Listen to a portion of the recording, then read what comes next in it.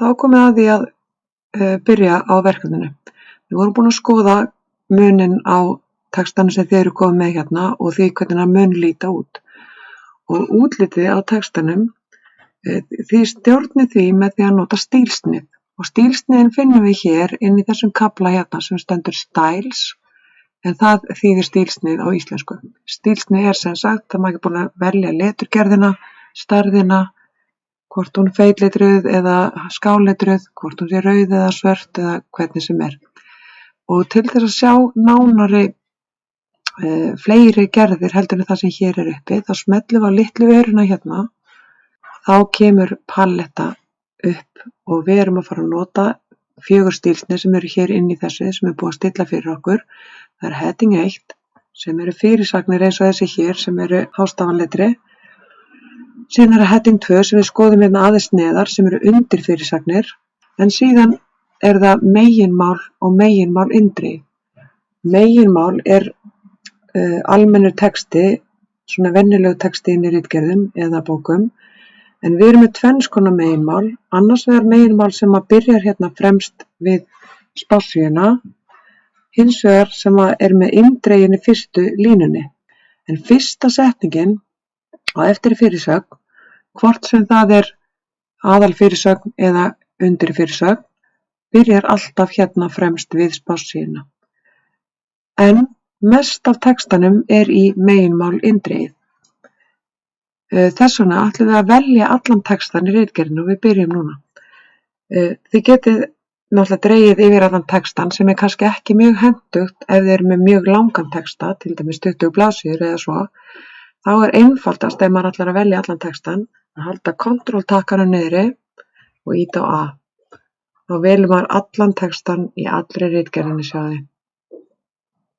Síðan finnum við meginmál indregið, af því það er algengast. Og við smellum á það og þá sjáum við þetta breytist á einu smelli í að vera mun líkara ritgerðinni lokaútgáfunni heldur en það var áður en við byrjum. Núna finnum við innganginn, við horfum hérna á fyrirmyndina og finnum fyrstu fyrirsögnina, það er þetta orð inngangur. Nú ætla ég að sýna ykkur hvað gerist ef við gleymum að smella bara á inngang. Ef við ýtum á heading 1, það fer allur textinn í heading 1. En það er auðvitað ekki það sem við ætlum að gera, þannig að við þurfum að passa að velja bara inngang, annarkvort svona, eða bara einfaldlega smella þannig að blikki bendillinn inn í fyrirsögninni. Og síðan ýtum við á heading 1 og þá breytist bara þetta eina orð. Og nú þurfum við að muna eftir því að fyrsta línan í textanum á eftir á að vera við spássíuna. Þess vegna smellum við eitthvað staðar inn í málsgreinina og ýtum á meginmál. Og þá fer fyrsta línan hérna fram. Núna ætlum við að nota fyrirmyndina eða dæmið útlit til þess að fara eftir, til þess að við getum hermt bara eftir og við finnum næstu fyrirsögn. Hún er hérna, uppruni kenningarinnar, nóg að smella inn í hana eitthvað staðar, þannig að blikki bendillinn, ýta á heading 1 og þá breytist þetta í rétt stílsnið. Og svo alltaf að muna eftir fyrstu setningunni að hún á að vera meginmáli. Höldum áfram að fletta hérna niður eftir sýnishorninu. Þá sjáum við að það koma tvenns konar fyrirsagnir. Fyrsta fyrirsögnin er að sjálfsögðu heading 1, því hún er svona í hástöfum og við smellum á hana. Og þið sjáum að þetta er enn á sömu blaðsíðu hérna í textanum okkar, en komin er á næstu blaðsíðu hér. Við þurfum ekki að hafa áhyggjur af því ef að efnið sé ekki á sömu blaðsíðu strax til að byrja með, því að eftir því sem við vinnum lengra, því meiri breytingar verða og allt fer á sinn stað að lokum. Og núna smellum við hér inn í fyrirsögnina, ýtum á heading 1 og þessi hér sem er skáletru og feitletru, hún er í heading 2, af því þetta er undir í fyrirsögn og við smellum þá á heading 2. Og þá sjáum við þetta bæði hröknir á næstu blaðsíðu og að þetta breyttist í nákvæmlega eins og hér í skáletrað og feitletrað fyrirsögn. En það sama við málsgreinina sem kemur eftir undir fyrirsögnum eins og aðal fyrirsögnum er að við smellum inn í og breytum í meginmál.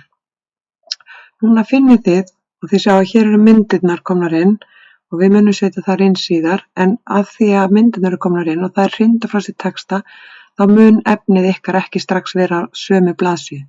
En þið munið hafa ekki áhyggjur af því að þetta færist allt til þegar þið setjið inn ykkar myndir.